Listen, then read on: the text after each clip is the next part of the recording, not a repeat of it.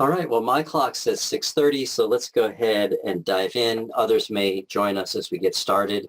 Greetings and welcome, and thank you for being here for tonight's program, Solutions for a Sustainable Renewable Energy Future for Sanibel in the region.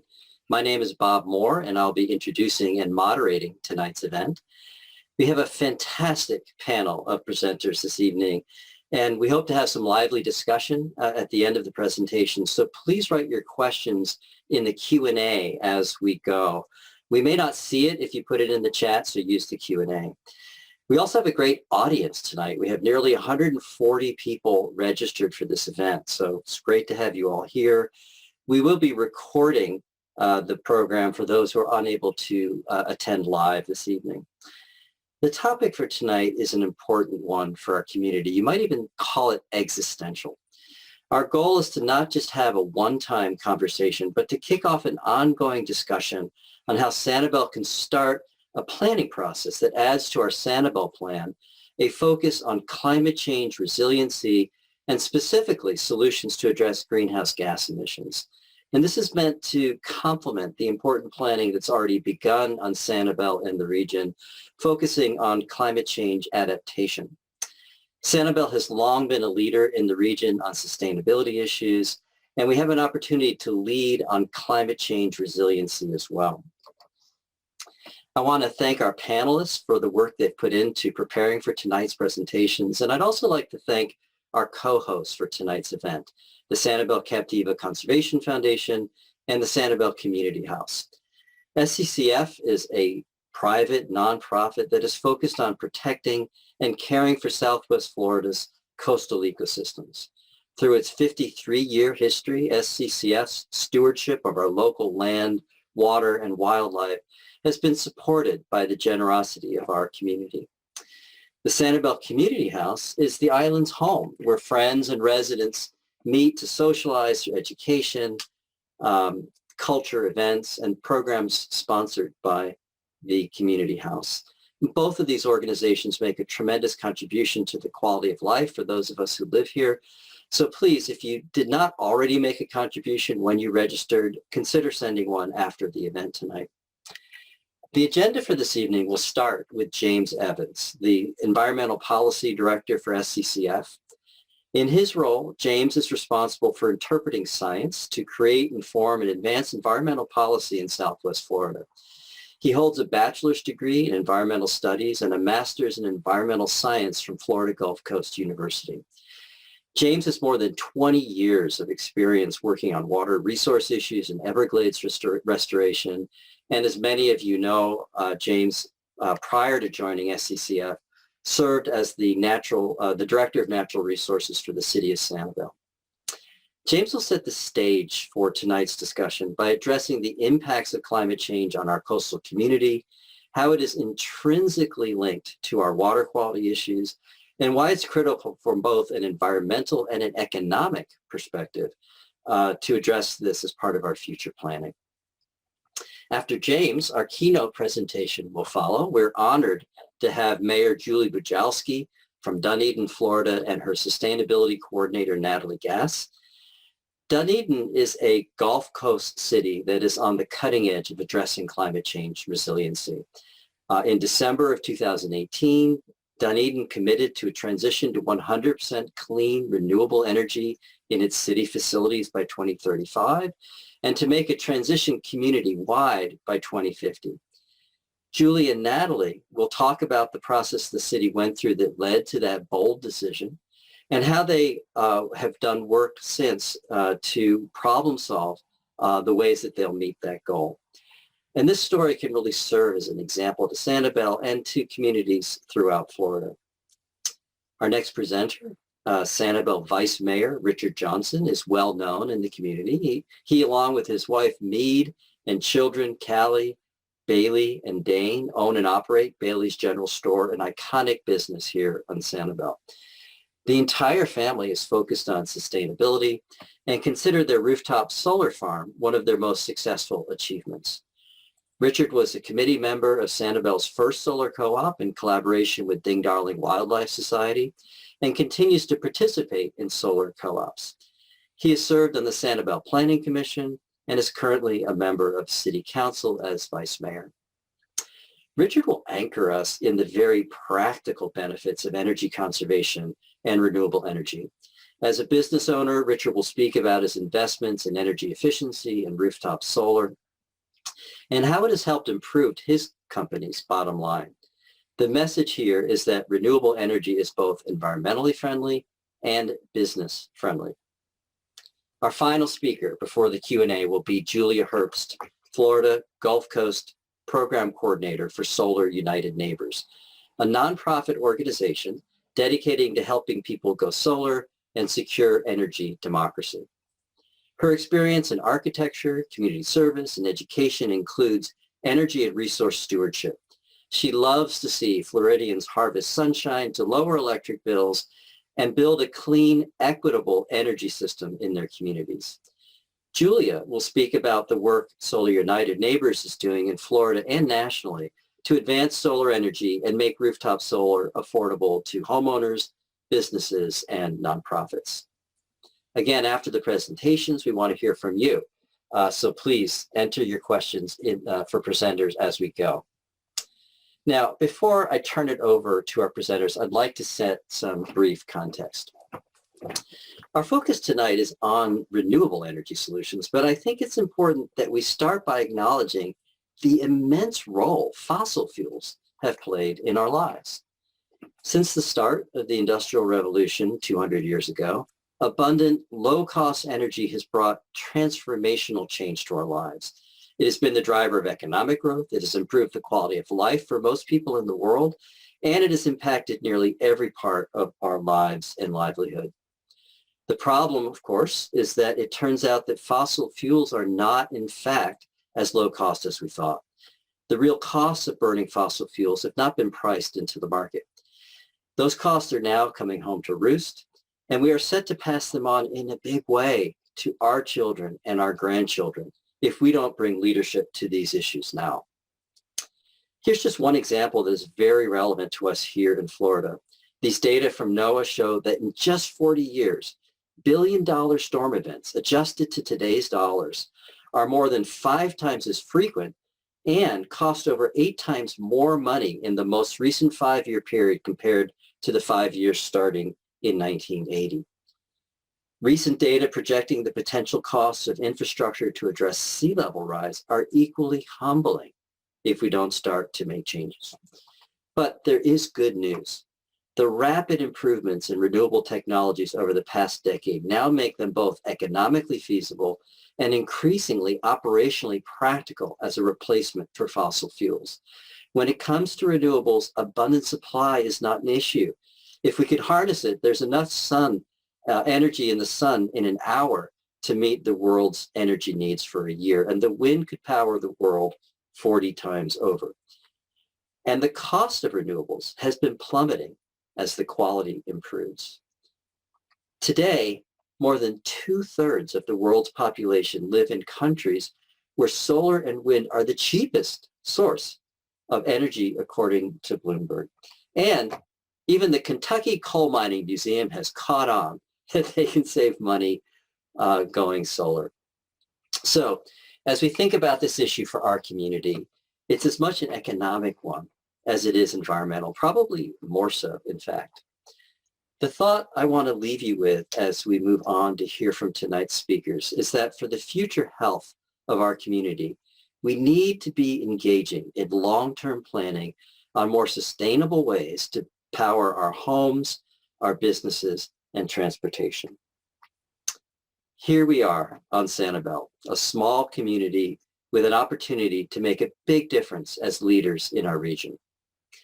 With that, let me turn it over to our first presenter, James Evans from SCCF, to help us frame this conversation more specifically to our local challenges and needs.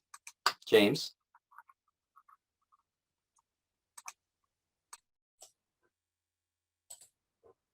Thank you, Bob. 1 second.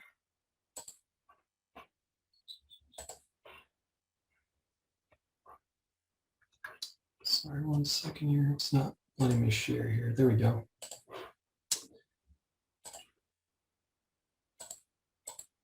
All right, sorry about that delayed transition. Good evening. I want to thank Bob for putting the program together tonight.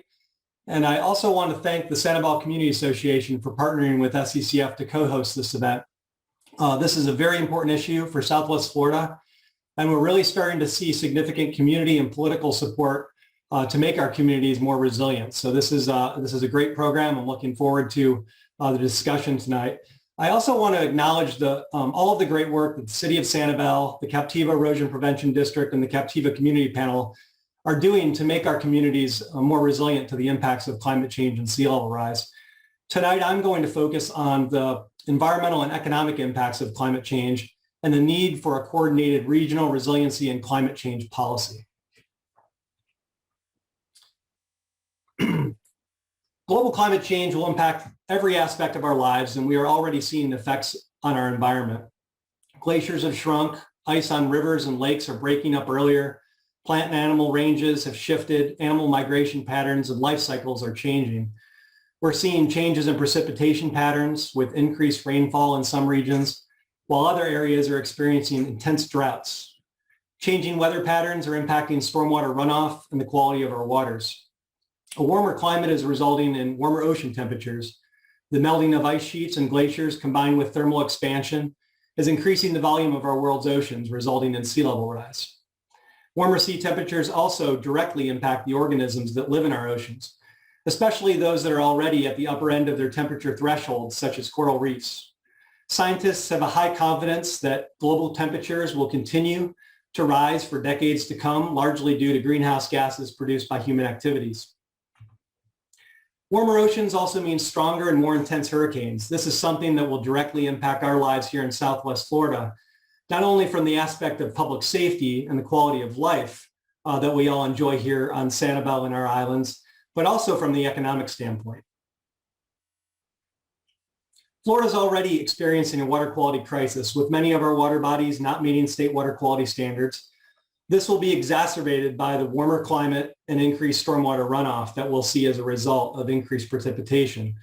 Many harmful algal bloom species, such as cyanobacteria and red tide that occur in our waters, prefer warmer water temperatures. And we can expect to see more frequent and prolonged bloom events with warmer climates. Recently, scientists have discovered a link between an amino acid produced by cyanobacteria and neurodegenerative disorders such as ALS, Parkinson's, and Alzheimer's. The amino acid is called BMAA, or beta-methylaminoalanine. And of course, that's a major concern because the cyanobacteria that produce these chemicals also prefer warmer water temperatures. Unfortunately, we are all way too familiar with this photo and the impact of freshwater discharges from Lake Okeechobee and the impact those discharges have on our communities. With climate change, we can expect to see increased rainfall and periods of drought that will impact the Caloosahatchee estuary and our coastal waters. More rainfall means more water being discharged from the lake and stormwater runoff from the Caloosahatchee watershed. Not only will climate change impact the quality of our waters, but it will also impact the ecology of our waters. Sanibel is known as the shelling capital of North America. High amounts of carbon dioxide in the atmosphere will impact the pH of our oceans. This affects the formation of carbonate shells and that litter our beaches and attract tourists from all over the world. But these are also important filter feeders that help to improve our water quality. Global sea level has risen about 8 inches since reliable record keeping began in the 1880s. And it's projected to rise another 1 to 8 feet by 2100. This is a result of added water from melting glaciers and the expansion of seawater as it warms. And rising seas will put more pressure on our coastal ecosystems, infrastructure, and water supply that we depend on. Sea level rise is estimated to rise between 21 and 54 inches by 2070. Of course, that depends on which projections we use. But of course, as the greenhouse gases increase and as our global temperatures increase, so do those projections, increasing towards the upper end of that spectrum. Here locally, sea level rise is is rising on an average about 3.2 millimeters per year, plus or minus about a half a millimeter per year. This is data that was collected from the Fort Myers monitoring station. When we look at local sea level trends, you can see that the average sea level rise has been trending upward for the past decade. If you look here, between 1965 to 2010, it was averaging about 2.3 millimeters per year. Today, we're averaging about 3.2 millimeters per year on average. The next few slides I'm going to show you will help you visualize the impacts of sea level rise on our communities here on Sanibel and Captiva.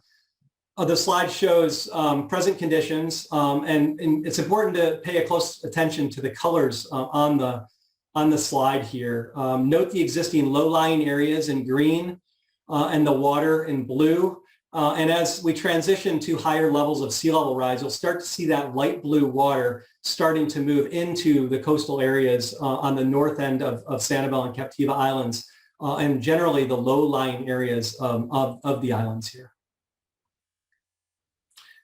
So this slide shows you 1 foot of sea level rise, and you can see the encroachment of water on the bay side and the low-lying areas expanding onto the landscape, with the green expanding into the interior freshwater wetland system of Sanibel.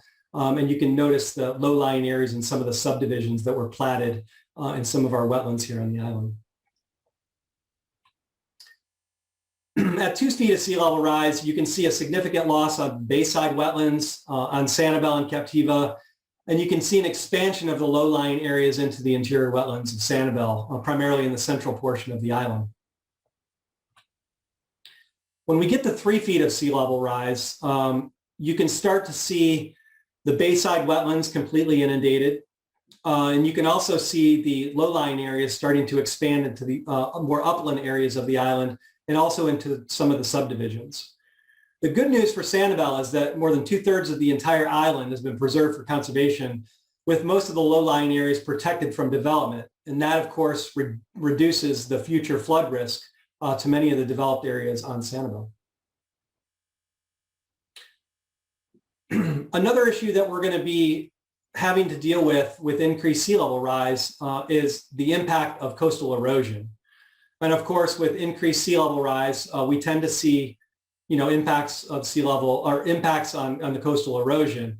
And of course, our beaches are dynamic, and we see erosion that occurs in the absence of sea level rise. However, we expect with increasing sea level that those issues will be exacerbated. And here's a photo taken along West Gulf Drive. The photo is taken by Luke Miller, who's one of our policy interns here at SCCF, who actually helped me with this presentation as well. You can see the impact of the erosion occurring along West Gulf Drive on Sanibel Island. Here's another example of some of the erosion occurring on Sanibel. This is located near Blind Pass at the west end of Sanibel Island. This is an area where the city of Sanibel actually had to construct a project between the beach dune, and Sanibel-Captiva Road to protect the evacuation route from Sanibel and Captiva in order to maintain that evacuation route. This was a project that was completed over the last couple of years. And we firmly believe that the impacts of sea level rise are exacerbating the erosion occurring in this area. And therefore, we constructed a project when I was with the city of Sanibel, a 50-year project to make sure that evacuation route is protected. And so it's important to note that not only will this have an impact, will sea level rise and climate change have a direct impact on our water quality, our shorelines, our quality of life, but it'll have a direct impact on our local economy. And of course, there's a lot of, there's quite a bit of a political debate about climate change, but there's not much of a scientific debate about climate change. In fact, 97% of the world's scientists agree that climate change is occurring, and it's occurring as a result of what humans are doing and the carbon and the greenhouse gases that are emitted that are accelerating the rate of climate change. The free market is already responding to climate change regardless of how we respond politically. And this is a FEMA chart that shows the number of presidential flood disasters plotted against the number of all national disasters. And you can see there's an increasing trend. And of course, higher risk means higher flood insurance rates, and it could impact our ability to obtain long-term mortgages, such as a 30-year mortgage on barrier islands, like here on Sanibel and Captiva Islands. And of course, flood-prone areas, are going to result in higher flood insurance rates. Here's an example of the impacts of Tropical Storm Sally, which hit our island in September of 2020. This is flooding that occurred in front of the Sanibel Bean. But of course, we saw flooding throughout the entire island. And these were, these pictures, these photographs are indicative of what occurred during that event. Not only will we tend to see more flooding events occur, but the time at which the water stays on the landscape following these events, because of higher tides, higher sea level rise, higher sea levels because of sea level rise, it'll take longer for our community to get back to normal after these events. Here's another image that shows the flooding that occurred along Bailey Road. And here's another image that shows some of the flooding that occurred in front of the Dunes community along Bailey Road as well. So addressing the impacts of climate change is going to require global cooperation and local solutions. The Paris Climate Accord is a legally binding international treaty on climate change. It was adopted on December 12th of 2015 by 196 parties in Paris. And they entered into this climate accord, and it took action on November 4th of 2016. And its goal is to limit the global temperature increase to below 2 degrees Celsius compared to pre-industrial average temperatures. To achieve this long-term temperature goal, countries aim to reach global carbon neutrality by the middle of the century. So that's a big task, and of course, it's going to take global cooperation, and we're looking forward to the United States rejoining the climate accord. And so, of course, it's not just at the global level that we have to worry about climate change. It's also at the local level. At the local level, communities around Southwest Florida are starting to work together to form what are called climate collaboratives or climate compacts. In Southwest Florida, we're working together to get the Southwest Florida Regional Resiliency Compact adopted. The compact would facilitate collaboration between governments in Charlotte, Lee, and Collier counties, and all of the municipalities within those counties. The compact objectives provide a framework for building and sharing regional tools and knowledge. They help to increase public support and political will for climate action, and they help to coordinate action across jurisdictions. The city of Sanibel was the first municipality to join the compact, and we're happy to announce that last week, Lee County was the latest county to join the compact, along with Charlotte County and many of the municipalities in Charlotte, Lee, and Collier counties. Collier County and the cities of Bonita and Fort Myers are the only remaining local governments that have not yet joined the compact, but with your support, we will be able to get all of the municipalities to join that compact. So we're pretty proud of the efforts we've made here locally, but there's a lot more to do. And I'm looking forward to the discussion from the panel about how we can address some of the carbon issues that are driving our climate issues. Those are really some of the issues that we, like our other coastal communities, are facing. And I'm pleased now to turn this over to Mayor Julie Bujalski and Sustainability Coordinator Natalie Gass from Dunedin, Florida. Mayor Bujalski and Natalie will talk about their community in Tampa, St. Petersburg area, and how they are proactively addressing these issues and paving the way for other Florida communities to do the same. Mayor? Well, hi, everybody. I'm looking for Natalie. There she's coming. I am here. Can you see All me? right. Yeah, we can see the screen. Perfect. Thanks for everybody joining. And we're obviously always excited about talking about Dunedin. It's our favorite place to discuss. I'm going to turn it over to Natalie, who is our sustainability coordinator. Something that's interesting, we hired our first sustainability coordinator, I think in 2007. So we were really ahead of the cusp. And that was when we were just talking about kicking off our recycling program. And we wanted to have somebody on board to, help us manage that. And while I think it took us till 2011 to actually do that program, that position has helped us kind of set the stage for the kind of community we want to be. But I'll turn it over to Natalie, who will do our introduction. Thank you so much, Mayor Bujalski. We are excited to be here today and sharing some of the programs and goals that the City of Dunedin has been doing and how we can hear what's happening in Sanibel as well. But a little brief history on the City of Dunedin and a little bit about us. We are located in Pinellas County, the most densely populated county in the state of Florida. And we're located on the north side of the county, just north of Clearwater. Our population is just over 36,000, and we were incorporated as a town in 1899 and then officially became a city in 1925. So we have a lot of history here. We're known for our Scottish culture as well as our beautiful beaches, quaint downtown, and our vibrant community. But we're also known for being a green city. The Florida Green Building Coalition, or FGBC, is an organization that mainly certifies different buildings for being green, but they also have a component for local governments. And Mayor Bujalski, I believe we've been at this for a while. Our first submission was in 2007, I believe, with our first sustainability coordinator. So Yes. we've been at it for a long time. But it was very exciting in 2013 when we became the first city in the state to receive that platinum level.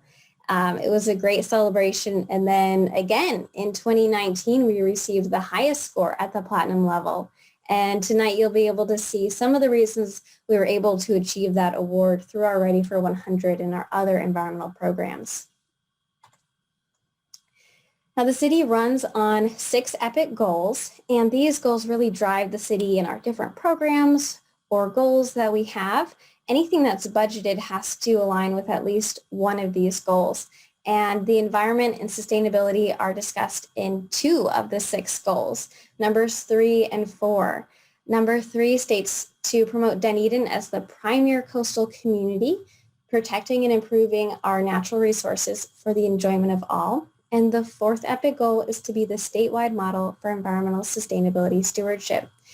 Anytime we bring an environmental program forward that needs to be budgeted or looked at, we're aligning with at least 2 of the goals, if not more. So that's really what helps to drive our initiatives. One of those initiatives is Ready for 100, and this was signed on to in 2018, where we are committing to powering 100% of our government operations on clean, renewable energy by 2035. Then we're going to expand that citywide or community-wide by 2050. And as you can see from some of the pictures, it was a very exciting time. There was a lot of support behind it, and we are continuing to get that support and excitement from our community. But I'm going to turn it back over to Mayor Bujalski, and she's going to take us through some of the history of how we came to that amazing goal. Thanks, Natalie. So yeah, back in around 2016, the Sierra Club had been circulating a Mayor's Ready for 100. It wasn't the program they have today. It was, I think it was just sort of their kickoff on what they were trying to do. And they were asking mayors to sign. And so knowing what long history our city has had with environmental issues and causes, I did bring it to my commission members, and they unanimously approved my signing that. So that was pretty exciting. And then in 2017, they started with just their Ready for 100 program. And I brought it to the city, and just, for anybody listening, there had been a little bit of a concern about what does this mean when we commit to this, and what are we committing to, because we don't have a plan yet. And so we focused our time on going out and getting community support. That's where Alan Brand, Mr. Brand, went out and kind of rallied the community. He is a Sierra Club member, but he's also a City of Dunedin resident, and he sits on our Committee of Environmental Quality, which we've had since the early 90s. And he went out and got, a number of businesses and folks to support, the idea. And then we started talking about in 2018 back to what does it mean by signing it? And we wanted to ensure that whatever we were committing to, we could actually achieve, given that we didn't even have a plan in front of us. And the Sierra Club, understood that. Their focus was to get our commitment to try to make a plan. And that was beneficial for my commission because, we did have a few folks on there that were really concerned about committing to the sight unseen idea of being, 100% renewable energy without knowing how we were going to get there, how much it was going to cost. So that helped us push the idea of accepting that challenge. And so we did that in December, I guess, of 2018. We thought we were going to be the 100th city. And at the last minute, they said somebody got in like a day before us or something like that. So we were the 101st, but, that's okay too, to commit to doing this. And that was exciting for us. As you probably know, this Ready for 100 commitment by the Sierra Club is a national campaign. And, they offer technical service for those who are trying to have a lot of questions or maybe don't have a sustainability coordinator.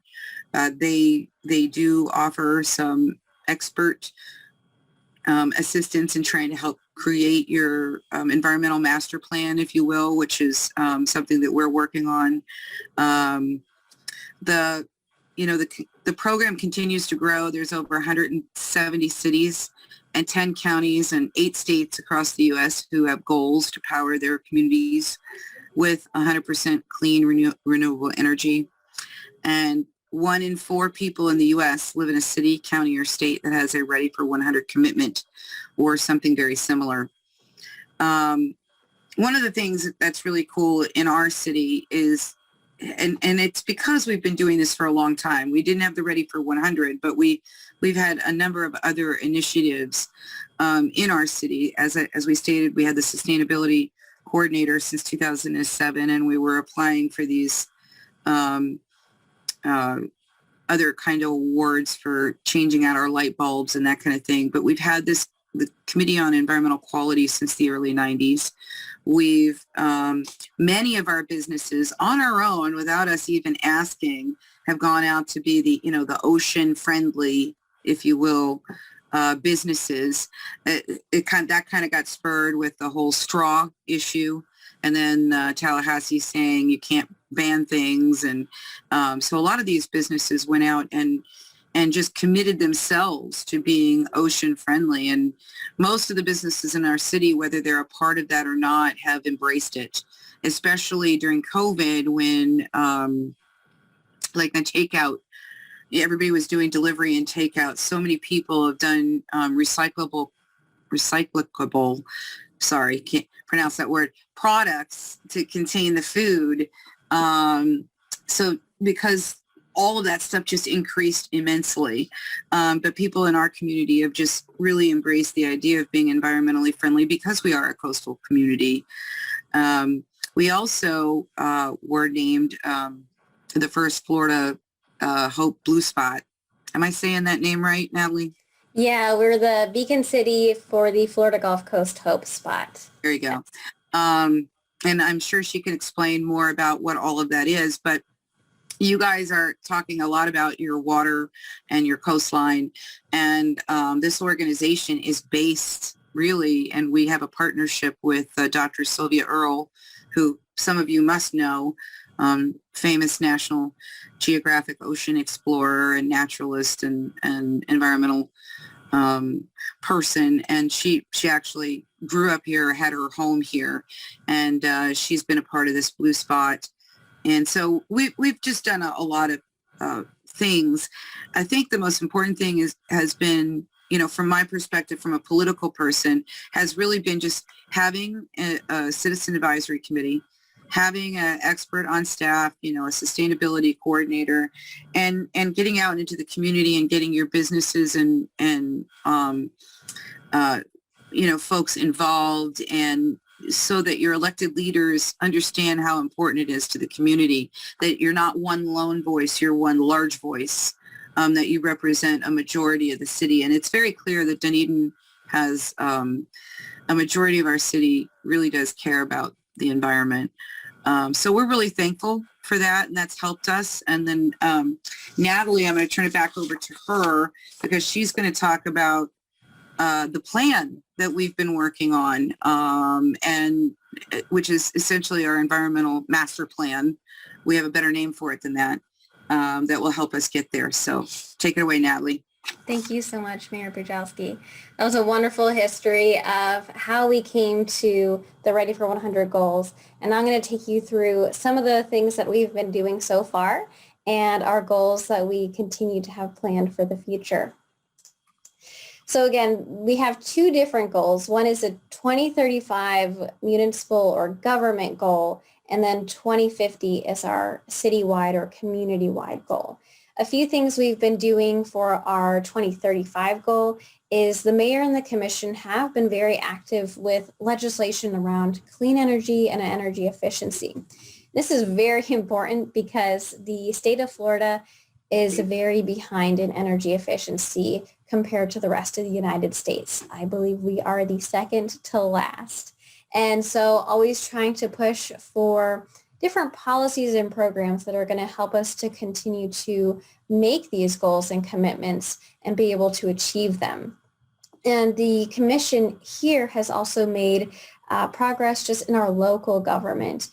One example is Ordinance 1919, which states that any new government building to be built will be net zero through the use of solar or other innovative building practices.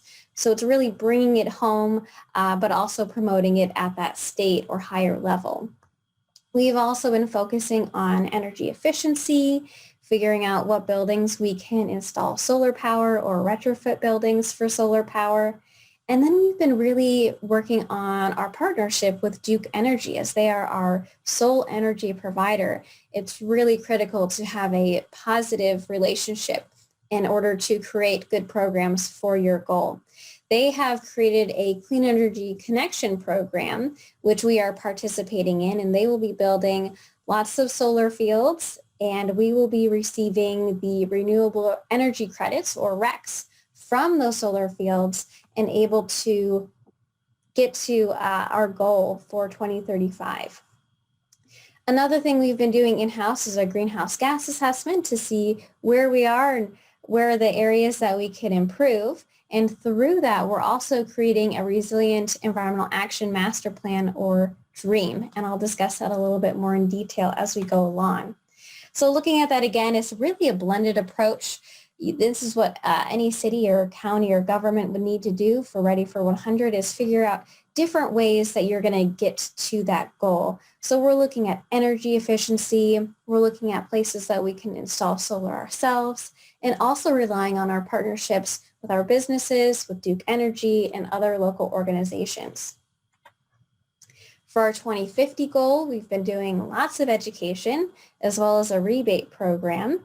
And then moving forward, we're really looking to have a holistic approach where we're figuring out the best tools to look at different nature-based solutions, and then again, continuing to improve our partnerships with Duke Energy and the community and our businesses. A little bit about some of these programs. So the Solar Energy Grant Program is for any Dunedin resident or business owner, and they're going to receive 25 cents per watt of solar power generated, and that can go up to $2,500. It's been a very popular program. We've had over 30 homeowners receive the rebate so far, and it's another financial incentive for a business or a homeowner to make that commitment to installing solar panels on their home or their building. And that's on top of the tax credits that they would be receiving.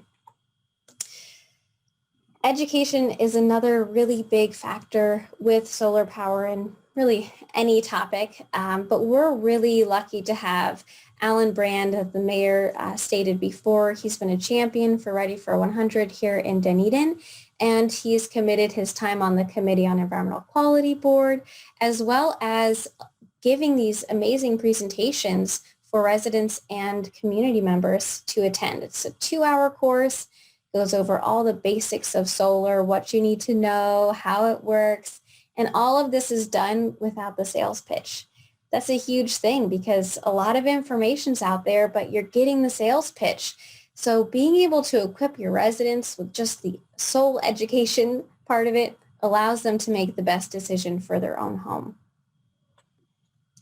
Energy efficiency is not as shiny and fun to talk about compared to solar power, but really it's the first step in the discussion. If you have a leaky building and you're wasting a lot of energy, slapping solar on the top isn't going to be the best option for you. So we've been educating on maintaining HVAC systems, looking at different heating and cooling habits, and then other building materials that will help buildings to become more energy efficient.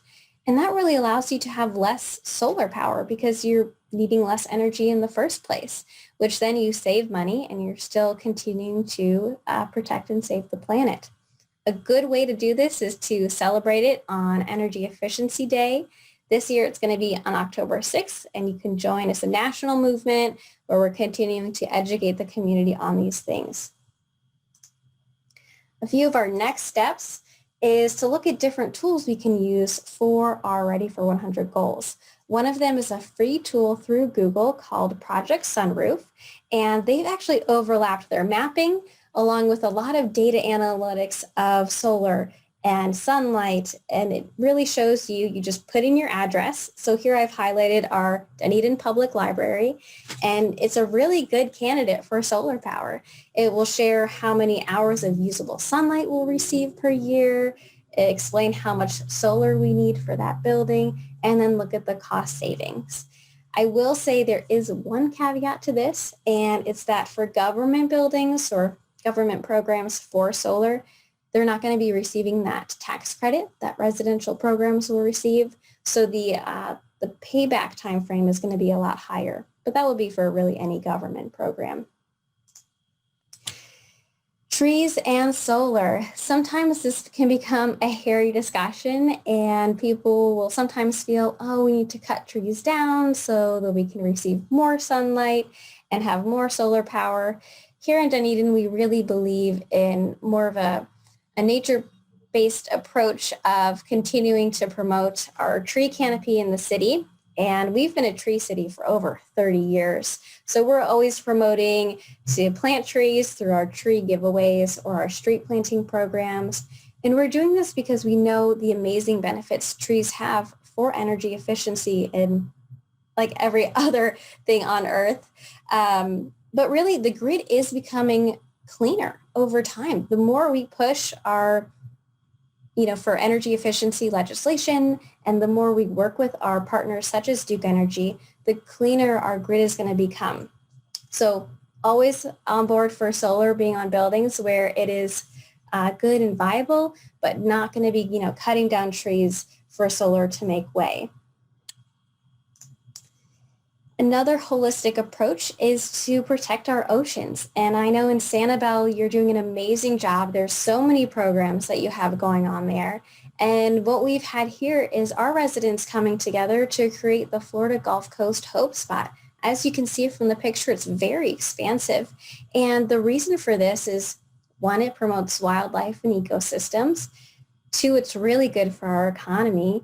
And three, our oceans are an amazing source of, they are able to hold a lot of carbon dioxide and other emissions, as well as balance our temperatures here on Earth. So we do have to protect them in order to continue our clean energy conservation discussions. And there's some pictures. We had Dr. Sylvia Earle here. It was very exciting, and we've been working on continuing to educate our schools about this program and different ways that they can get involved. Transportation is another huge aspect, especially in densely populated areas. So continuing to work on different ways to provide public transit and clean energy transit. As the grid becomes cleaner and we transition to electric vehicles, this is made possible. With the help of Duke Energy, we have new charging stations throughout the city. And these range from DC fast chargers, they'll charge your car in about 30 minutes, to the slower DC, those are the level 2 chargers, and they'll charge you up in a few hours, which allows you to enjoy the town if you want to come by and visit Dunedin. And finally is our dream project. And this is where everything is being wrapped up together in a great document. It's going to be a living document. And we're actually creating it as a community. So we have residents, business owners, our staff, and other organizations all working to create and write this document. And we hope to have it finished by the end of this summer. All of this and more can be found on our Dunedin Green Scene page. And this is another great resource to have for residents so they can continue to be updated on the different programs the city has. And finally, the last slide here I have for everyone is to just think about different practices for helping governments commit to Ready for 100 goals or other similar commitments. And that would be to make partnerships, collaborate with your government, figure out different ways where you can meet them where they are, and understand some of the challenges they may have, and figuring out, hey, what is the size of the city and what are the certain things that we need to work on here, and seeing different cities that can be a model or an example in different ways that you can look at routing to your specific goals. So this can be done with assistance of our research, your planning, your funding, and of course, grant writing is good, but also to be flexible and understand that things may change. You may have to budget things further out, or they may become, faster than you expected.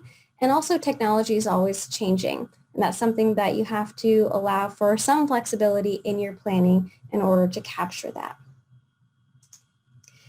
Thank you again for having us on. Thank you, Mayor Bujalski, for taking us through the history aspect of our Ready for 100.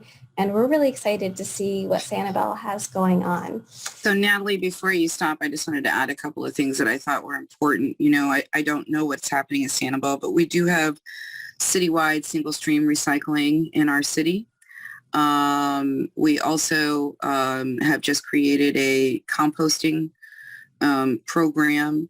And I think another thing is important to know that with development, in all of our buildings, we're building green, but we're not mandating, but we are, encouraging our developers to build green and sustainable, and many of them are, and they get a certain number of points that assist them in their development projects. And I think, having a real holistic approach, not all of it goes towards, clean energy, but it all goes towards helping our environment.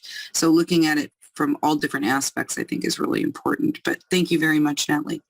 Yeah, absolutely. Everything is connected. So any headway you're making, you're certainly, creating a positive impact in another arena. And as we mentioned, one of the key partners in this effort is our business community. And our Ready for 100 initiative is meant to address a number of issues, including the economic prosperity of our community. In our next presentation, Sanibel Vice Mayor Richard Johnson will speak about his experience as a business owner and how his investments in conservation and renewable energy have been good for business. And that's something we've certainly seen here in Dunedin. So thank you so much, and we're going to turn it over to Richard. Thank you, Natalie. So we'll get set up here.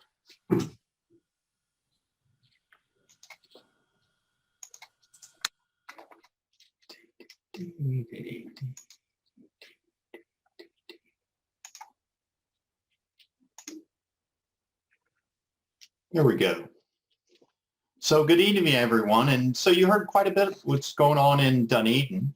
And I'd like to share a little bit from a practical standpoint of what we're doing here on Sanibel, and more particularly what we're doing at Bailey's General Store. So Richard, we too. it's Bob. I'm going to interrupt you. If you could unmute your camera, we can see you. Okay. And we're not seeing your screen yet. So if you could share the screen, that'd be great. Sorry for that. Thank you, Bob.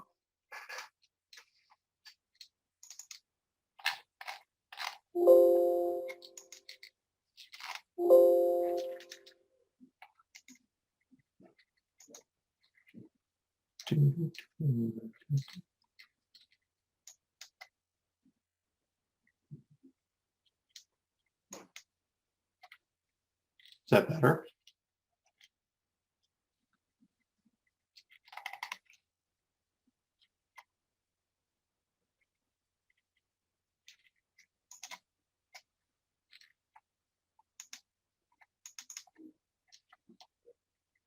How about now, Bob?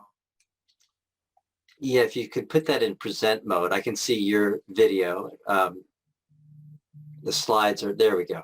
You're all set. Good. Sorry about that. Technical difficulties getting started.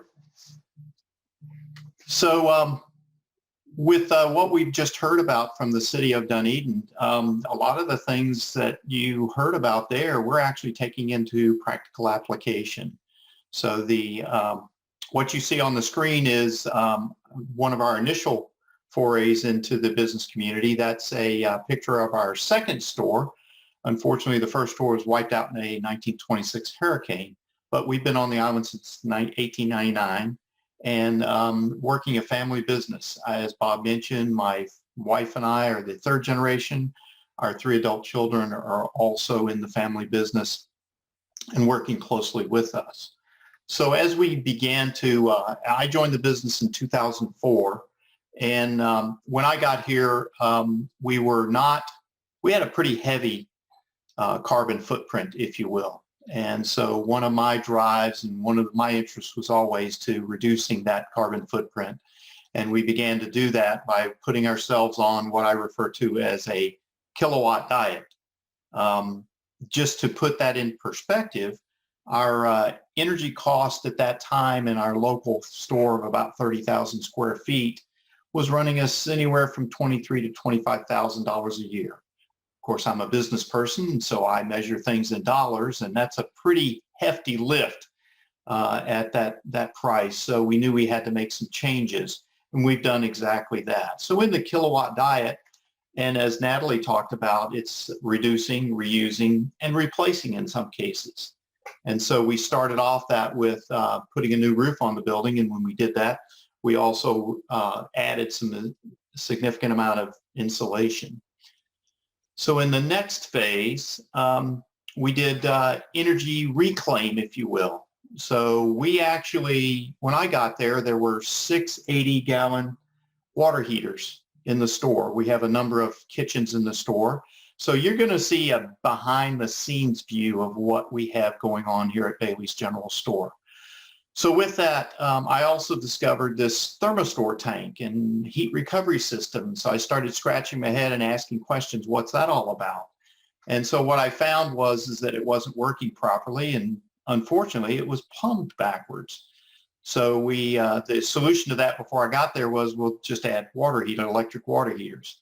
So we got that replumbed, operating properly. And we began to remove those 6 80-gallon water heaters, which were a huge, huge energy hog. We now produce all the hot water for the entire store through heat recovery. We have 0 electric water heaters now, and we do it all through this thermistor tank. Works extremely well. From there, we moved on, and well, there's an example of what produces all that energy. This is like I said, you're going to get a behind the scenes tour. This is the equipment that produces all of the refrigeration for our medium temp cases. So those are the non-freezers. It produces a tremendous amount of heat, thus it's outside in an enclosure, but we capture that heat, and that's what we're heating water with.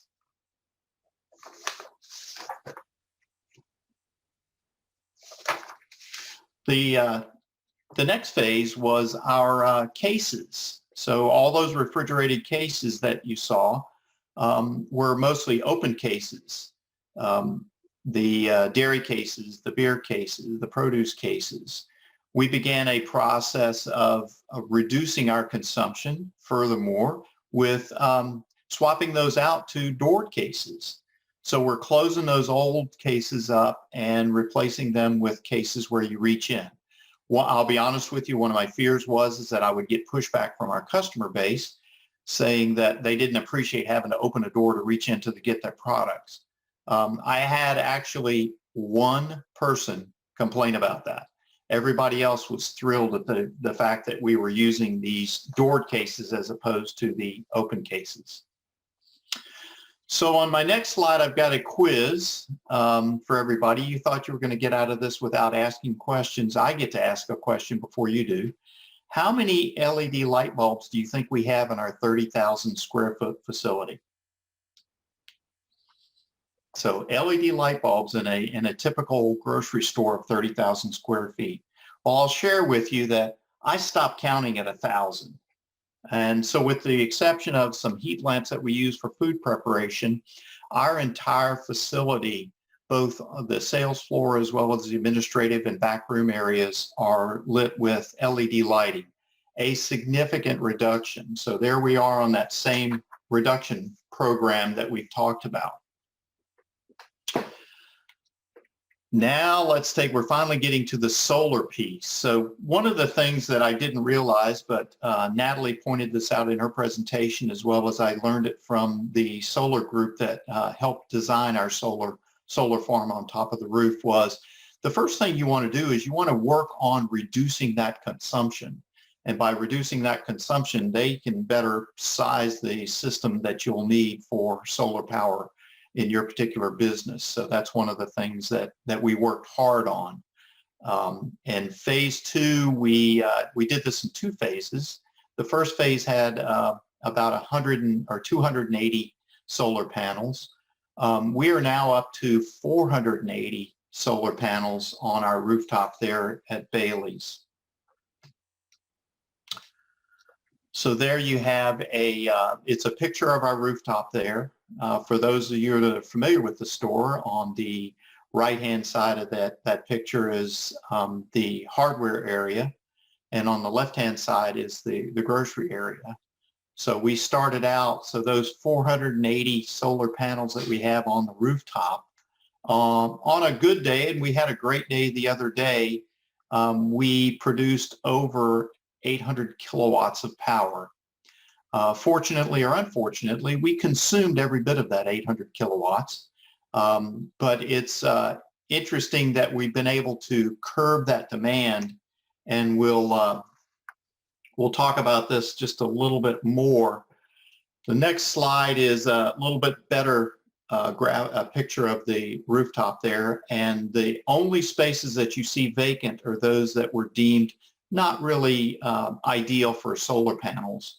But I think in the future you may actually see we'll sneak a couple of more panels in up there as well. I believe as I opened up, I talked about the energy consumption and how I measure that in dollars.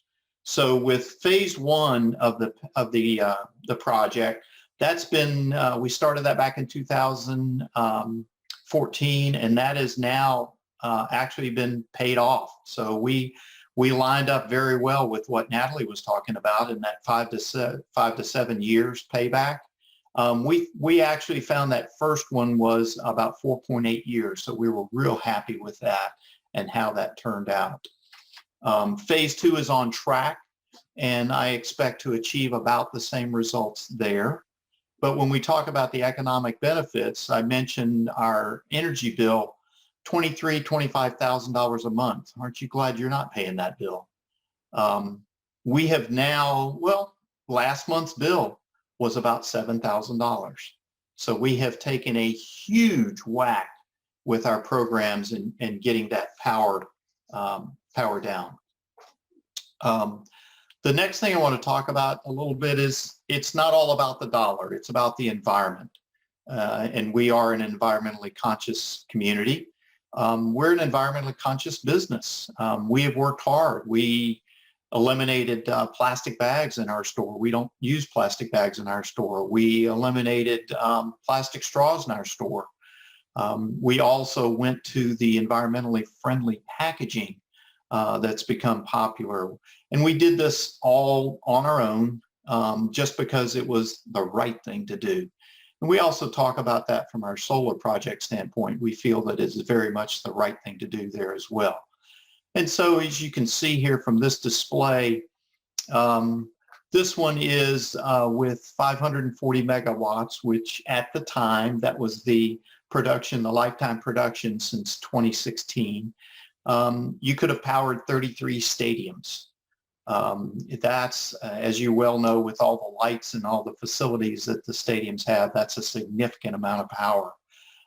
So for one day, you could power up 33 of those stadiums.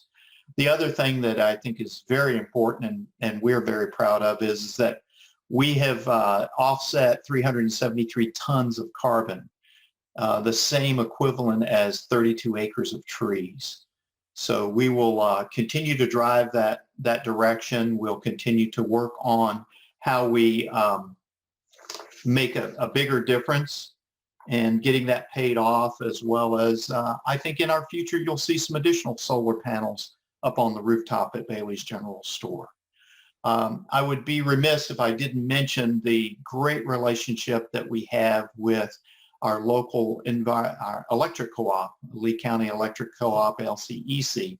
They were absolutely thrilled at working with us to make sure that we could take advantage of net metering and the connectivity that we needed on the grid so that we could continue to produce power through our solar farm. I'll also mention Solar Design Group. They're the ones that are responsible for the screen that you see today.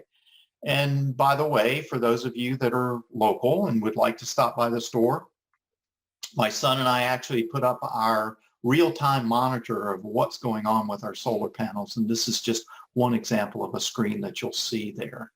So with that, I look forward to any questions that you have when we get to that point. And just share with you that the benefits of rooftop solar have been significant to our business.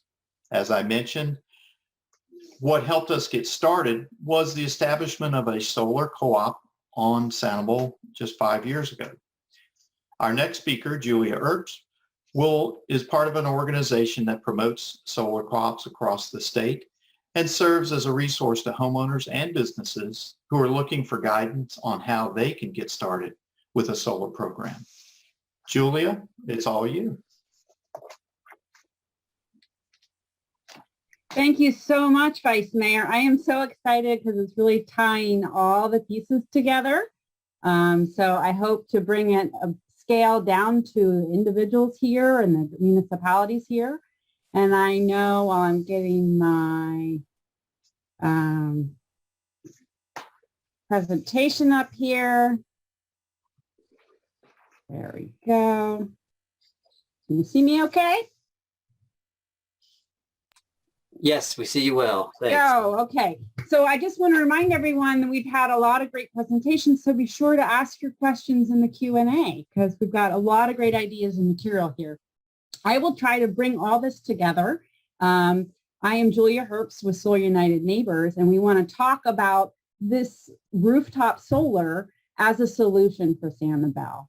So a little bit about our organization and bring it down to the island and the neighborhood and then the individual, and we'll back on out. So Solar United Neighbors is a 501c3. So we're a vendor neutral nonprofit. We're not in solar sales. We're committed to education and consumer advocacy. We really see ourselves as a community of people. We're building a new grid, a new future with rooftop solar at the core. We see this as a cycle. So you might be here tonight to learn about water quality for Sanibel, or about rooftop solar for your business, or how can my city make some changes with carbon. You will fit into our organization. We help people go solar. We help them join together, and we fight for energy democracy. So anywhere along that cycle, you're welcome. We are looking at a clean, equitable energy system. So it's really community-based. So you can benefit from day one with solar and have local control for our environment and our economy. Just a little bit about how we came to be. We started in 2007 in Washington, D.C., a very grassroots space. So these two middle schoolers came home from their mom after watching An Inconvenient Truth, and they said, we want to go solar. And that ballooned into a project because it was complicated and it was expensive.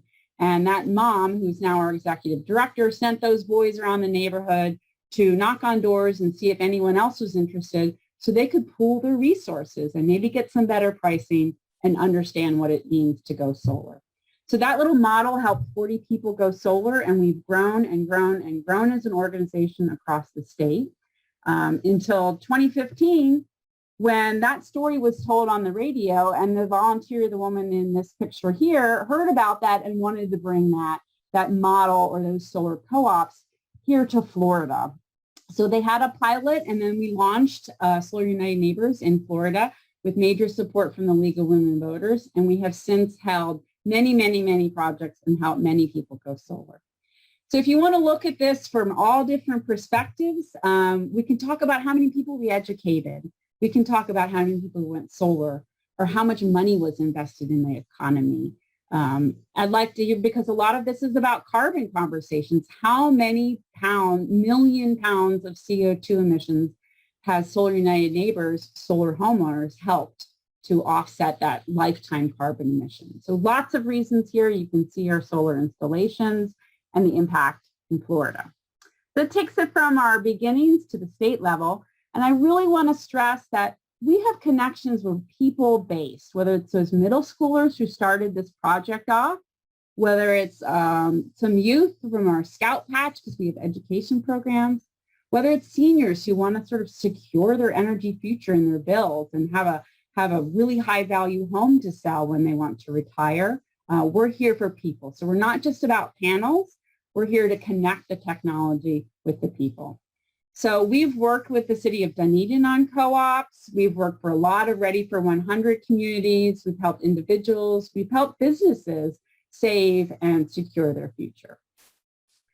A little bit about solar power. I don't want to get too technological. So what we know about rooftop solar is pretty straightforward, and really it's a binding universal quality. The technology is here and it's now. We don't need to go to California. We don't need to go to Germany to study those models, and it's now. We don't need to wait for the better panels and the better technology. That is going to come, but it's here and now and ready for us as a really powerful solution for you. It's local and it's global. So whether it's on your school going solar or your backyard, or if it's something in the nation we can talk about, or something globally, it's really binding. So solar power is a really connective tissue. We know it's abundant, we know it's clean, we know it's renewable. So it's a really fantastic topic that you can talk to for whatever reason they're interested. And fortunately, it's not really partisan. We know that the majority of Americans support solar power, and that 75% of Floridians alone know and want it to be a priority in the economic recovery. So I touched on a lot of reasons why people want to go solar. A lot of people here with sanibel-captiva are concerned about the environment and pollution, or protecting water quality. A lot of people want to protect their good jobs. They want to use Florida fuel, not imported fuel, or they want to just save money and take control of where their power is coming from. So regardless of the why that you want to go solar, Solar United Neighbors can help you with the how. So we have lots of programs to help you with the nitty-gritty and how it all works, all the stuff and how it goes together. We have education sessions and a lot of resources online. We can help you with that. We can explain how the whole system goes together for your roof or your business or your community. How these grid-tied systems work, how you can take ownership and build wealth for your home, for your family, for your neighborhood, for your island. These are grid-tied systems that connect and import and export electricity into the grid. We also want to talk about resiliency and solar. So two points of that. Solar is really cools your home when you put panels on your home. It supports it structurally. And it really holds up into hurricanes. You're a coastal community. This is a really big concern. So this is a air photo of Tyndall Air Force Base in the Panhandle after Hurricane Michael. So you can see how much solar is deployed and how much of the damage is not where the solar panels are. So it's really nice, reassuring that these solar panels can hold up in a hurricane. And the small pictures are pictures of our solar co-op installations there. Some were on Panama City Beach, direct hits, 150-mile-an-hour winds, and our installer that was working with at the time, 2 days after, used imagery to make sure, and all his systems were intact. So I want to relieve any, and we can help you learn more about resiliency of those panels. But how can solar and storage add resiliency for you as a community after major disasters where you lose your power outage? So when paired with battery storage, solar can become a great way to get through disasters and provide solar and provide electricity to those who need it most, whether it's in shelters or at your home, or people who need medical devices, or their water runs on a pump. So we have a lot of resources to help you understand how that works. We just want to be, really positive. Florida has a really strong solar rights law where an HOA or a government or an agreement cannot prohibit you from installing solar on your most productive roof system. So we're really all about education, and we can help you work through that if you're coming across barriers. We're here to support you as a solar homeowner in expanding your access to solar.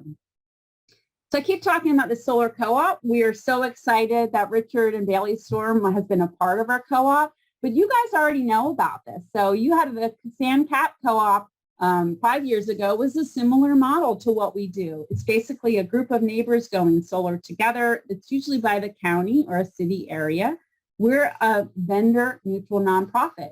So we don't select the installers as Solar United Neighbors. It's really a group of members. You'll get a free roof review. We'll look at your roof using satellite imagery.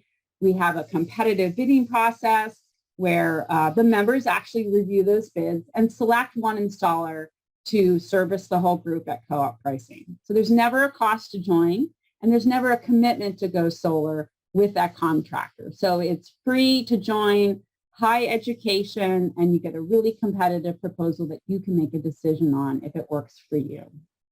So that really get a support along the way too, because we stay with you through the whole process and beyond. We're here to support long-term.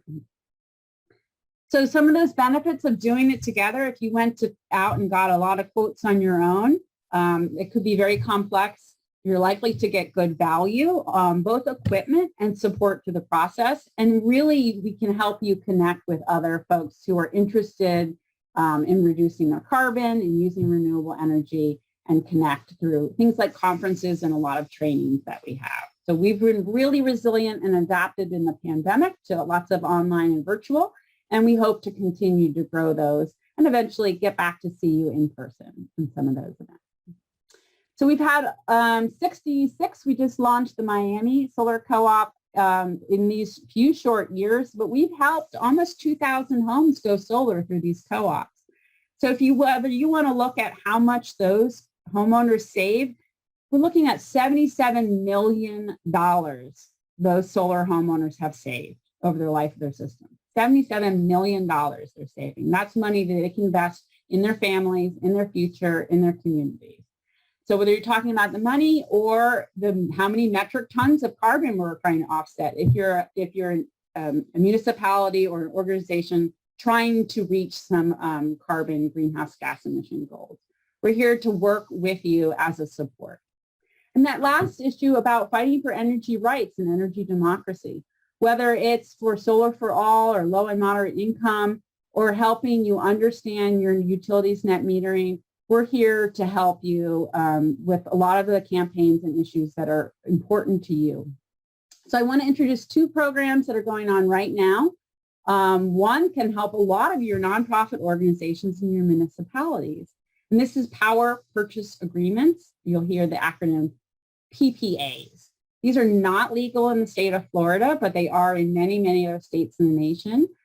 This is basically We get a lot of interest from churches and schools and municipalities trying to go solar, and they don't have that tax liability, so they can't take the investment tax credit that's available to homeowners. Power purchase agreements work like this. So if, say, you're a school building and you want to go solar, a developer installs solar on that property, and then you purchase that electricity that's generated off that solar array at a price that's usually lower than your grid price. So it's long-term, it's a fixed price, so you can make your plans on it, and it's cheaper than you would buy it from the utility. So right now these aren't legal because Florida law requires that only a utility can sell electricity. So we currently see a lot of demand for this, and we know that this would be a great solution for homeowners, for businesses, for schools, for municipalities, for all these nonprofits, because we know you're going to get the solar benefits with no large capital expense up front. You'll get the savings from day one. You have a locked-in energy rate that's predictable. And our legislation that we're helping with other organizations support really focus on nonprofits and municipalities. We know, we've helped author a study on this, the impact this could have. This would cost no money. This is a taxpayer-free legislation that would save millions of dollars in schools and governments. It creates local jobs and attracts employers to Florida. So if you want to learn more about this campaign, there's currently 2 bills in the legislature right now being reviewed in committee. And you can go to solarunitedneighbors.org, FLPPA. We'd love to get you on board and learning about that if you're a school or a municipality. Bigger issue. So beyond your rooftop solar, beyond the state of Florida, how can we really see rooftop solar making a sustainable solution and change? So we have 3 urgent problems. We've got climate change, we have an economic crisis, and we have social injustice issues. And we firmly believe that expanding rooftop solar can address all 3 of those issues. So we have a 30 million solar home campaign. What is 30 million homes? So that's 1 in every 4 American homes going solar. We really believe there's a lot of policy that can have a huge impact and really make a difference immediately, deep and wide for Americans. So we have a lot going on right now in this campaign. Again, 30millionsolarhomes.org is the place to go so that we can see equitable economic recovery, great jobs, reduce air pollution, fight climate change. We know what this means to air quality and resiliency. We see this as a really positive way to make significant, massive change. So we invite you all to get excited about that and learn more. So there's lots of ways to get involved. I want to make sure we can get to a lot of the questions, but we have a listserv, Facebook membership. We have open co-ops right now. If you want to tell your friends around it, solarunitedneighbors.org is the best place to go, and my email is there. And so we have a lot more to cover. I'm trying to talk fast because a lot of our presenters want to get to your questions and answers. High level down to detailed. So for this, I'm going to turn it back over to Bob Moore and we'll work through our questions and answers. All right. Thank you, Julia. Thank you to all of our presenters. I think we have such a rich amount of content. And as I said at the beginning, our goal was to also have time for some discussion tonight, but also going forward so that we really bring a focus to both the challenges, as you heard from James at the beginning of this presentation, but also the opportunity. And really, not only is there an opportunity for us to lead on this and do the right thing environmentally, but there are a lot of economic drivers that really make the timing of these changes positive for us. So I'm happy to see questions are coming in. Feel free to add more. We have about 12 minutes. And we'll get to as many of these as we can. And for folks who can want to stay on a couple minutes longer, we can do that if we're trying to get to more of these questions. So Robert Holder was our first question asker. And this is a big question. So think about this, James and Richard, maybe I'm going to start with you guys. So Robert shares that I'm concerned that no one seems to be leading the effort to improve the robustness and resilience of our infrastructure. Lee County is development focused. Sanibel avoids substantive discussion. Cody has not spoken. SCCS focuses on the environment. So who should take the lead to build broad-based political support to address the many issues? So like I said, it's a big question, and there may be some missing information implied in the question. James, do you feel like you could get us started with some discussion on that? Sure, Bob, thanks. And thanks, Bob, for asking that question. Great question. Just to let you know that SCCF has made climate change, coastal resiliency, and sea level rise a priority as far as our policy issues go. And we are focused on those issues. We are also partnering with the Captiva Erosion Prevention District to hire what is called a sea level rise captain, who will be helping to coordinate many of these issues, many of the political issues, policy issues, to address the coastal resiliency issues on both Sanibel and Captiva Islands. So, I think we think that's a great step in the right direction. We certainly are looking for a champion, at the county level. Lee County, we would love to see a champion. Of course, Chairman Ruane recently was able to get the commission to sign on to the Southwest Florida Regional Resiliency Compact. So we commend him for that work. So we're looking forward to working with Lee County and the other municipalities here on Sanibel. I think we have, many new council members in the current council. We're very supportive of the coastal resiliency issues. So I think we'll get a lot of support here locally. Richard, anything you'd want to add to that response? I thank Bob for his question, and I've had conversations with Bob in the past, and we'll continue to have those conversations. I think one of the things, and I believe James mentioned this already, is that we did join the Coastal Resiliency Compact that's going to help us as a area, not just a city. There are several issues that we need to be concerned about, transportation, utilities, and those items will be looked at. The utilities is not owned by the city of Sanibel, so those will be working in conjunction with the Lee County Co-op as well as Island Water Association. And then transportation, I think primarily is an issue that we'll be working together with Lee County. So that we do need to continue to drive towards those goals and improve our resiliency. I think for this session tonight, I think it's a big step in the right direction as we work towards the environmental aspects of this, and then some of those resiliency issues become less of a threat in the long term. Great, thank you. And I'll just add that really the goal of tonight's event has been to really elevate this conversation in the community. I think we can carry the momentum forward with that. There's a lot of questions about solar. Before we go there, though, there's a comment around our food and our the role that our eating habits play in renewables. So this is from an anonymous attendee. Solar power is fantastic, as is the commitment to reducing, reusing, recycling, and increasing those activities is commendable. Another one of the best ways for people to reduce their carbon footprint is by eating a planet-friendly, plant-based diet. So I think the question is anyone on Sanibel working to encourage more plant-based diets? When I go on the island, there's only one small vegan restaurant and really no vegan options at other restaurants that this person's found. And won't making the switch to a plant-based diet if the options are available. So I'll make a quick comment, and then before we talk about this in Sanibel specifically, Natalie and Julie, if this is something that's come up in Dunedin, I'd love to hear from you guys. Well, I'll interject if you want. Yeah, go ahead. We have a number of, I don't want to call them vegan, but we have a number of restaurants that offer vegan options, and we have several that are completely like gluten-free / vegan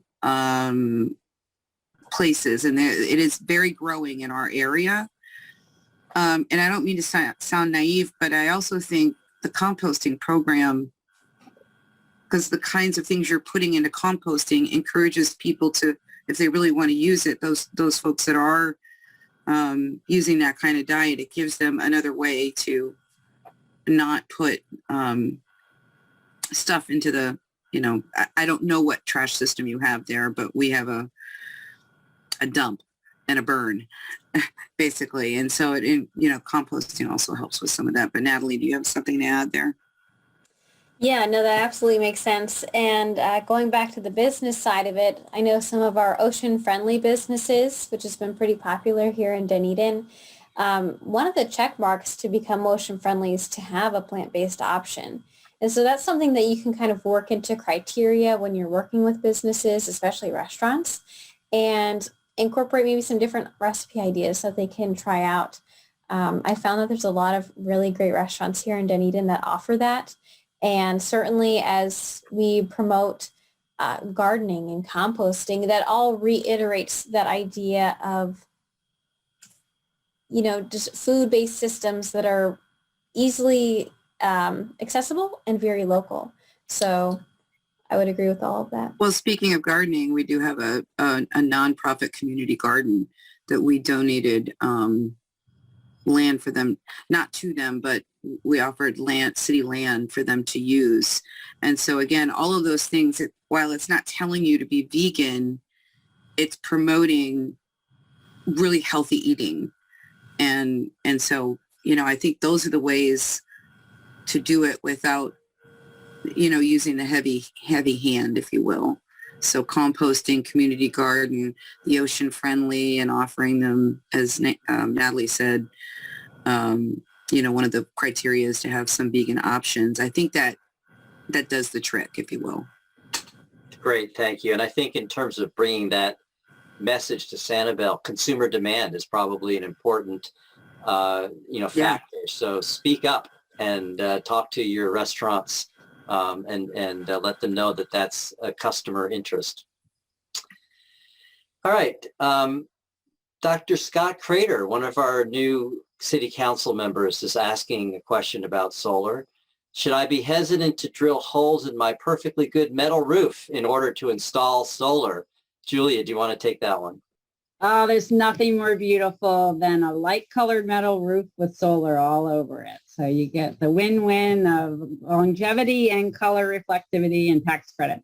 So a lot of metal roofs are standing seam, or they have a seam, and they actually don't require roof penetration. So if that's your roof type, you won't need it. It's usually an S5 clip, so don't worry about that. And even if you do, there's great ways and leak penetration warranties. So reach out to us if you have a question about your roof type, or if you just want us to look at your roof, we can help you with our Go Solar services in or out of a co-op. So don't worry about that. We'll help you get there safely and dryly.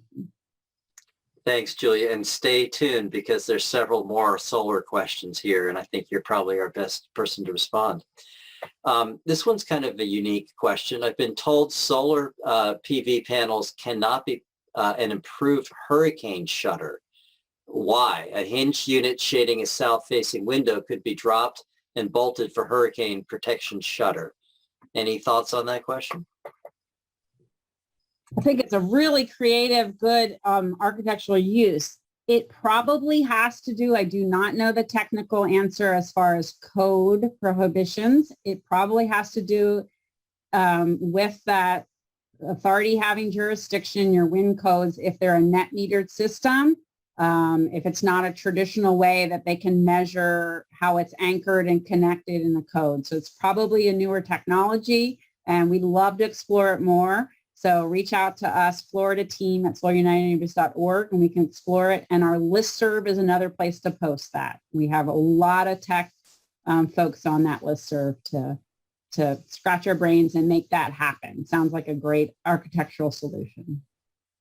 Thank you. That's great. Let's fit in a question about electric vehicles before we hit the top of the hour. In Florida, electricity generation and transportation each account for about 40% of the greenhouse gases. And so those are two big areas for us to focus on. This question is that it's hard to find anywhere to charge my EV when I head out to the island for a visit. Is anyone working on installing public charging stations for EVs on the island. Let's see. Anybody want to take a stab at that one? Richard, do you have any input on that? Sure, Bob. You know that I am not aware of any public charging stations on the island. I know folks have installed them for their personal use. However, being a Bailey Center is centrally located and is going through some redevelopment planning at this point. And one of our future plans is to bring a public solar charging station to Bailey Center. Can't tell you when that's going to happen. We've got quite a few other projects that we need to get completed, but we did recognize that that is it lacks in our community, and we'll look as a private business to see if we can't bring that about. All right. It is 8 o'clock, and I'm going to take the liberty of maybe stretching 5 more minutes because we're definitely getting questions coming in, and I want to make sure we get to as many of them as we can. If any of our attendees cannot stay on, thank you, and we'll summarize here in a moment. Robert DeVore has asked a 3-part question, and Julie, I'm going to direct this to you. Can you give more detail about the hurricane structural implications of attaching solar panels to residential wood construction? What are the differences, different depreciation rates of an existing roof and the tech depreciation of solar panels? And where is the battery storage tech at the residential level? What's the status of local residential storage? Like I said, we're a nonprofit who's doing a lot of education to solar homeowner on a large, grand scale. We do get pretty technical when we're reviewing bids, but we don't know the ins and outs of all the code. So we can help connect you with some solar installers who will know as far as the structural implications of how they're attached. So we can give you a broad-based response on the roof penetrations and the flashing and all the materials that they do depending on your roof type. And then you can explore beyond there. The depreciation rates on the actual solar modules, that's all depends, and it's on the specification sheets, their degradation rates. We can help you find that if you don't want to just research the different panels themselves. Pretty consistent, but getting great higher efficiency. Battery storage is coming along. Prices are dropping. Battery storage is still generally used for backup battery emergency. It's not really an investment or going to save you money right now because most homeowners have straight net metering. There's no time of use rates. It may come into play if you're off the island in other electricity, but Lee County Electric Co-op has a very solar friendly net metering policy. So things like demand charges, if you're a bigger building or a business, we can help you work through that rates of storage. And again, your installers are going to have the most up-to-date information. If you want to learn more about the status overall, a very good guide is our battery storage guide at solarunitedneighbors.org/storage. And we have a webinar that accompanies that. So you can give us a info at solarunitedneighbors.org. We'll send you all those resources. Great. Here's a slightly easier question.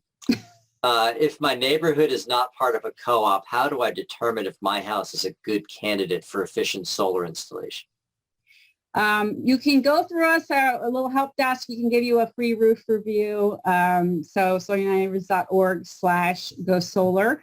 Or you can use some great tools that are already out there. So Project Sunroof, like Natalie has mentioned, can give you a good scenario on exposure. And PV Watts, that's the National Research Energy Lab. Those are, you can just dial in your address. They can show you some of the potential, and that will get you started along with our guides to see if you're a candidate for rooftop solar. All right. We're seeing a lot of appreciation for the mayor and Natalie and their leadership in this area. Also a lot of appreciation for Bailey's in being environmentally friendly with some question about what can we do to encourage more businesses to adopt some of those practices. Julie, could you speak to anything you've done in Dunedin to try to encourage business owners to adopt more of these environmental practices?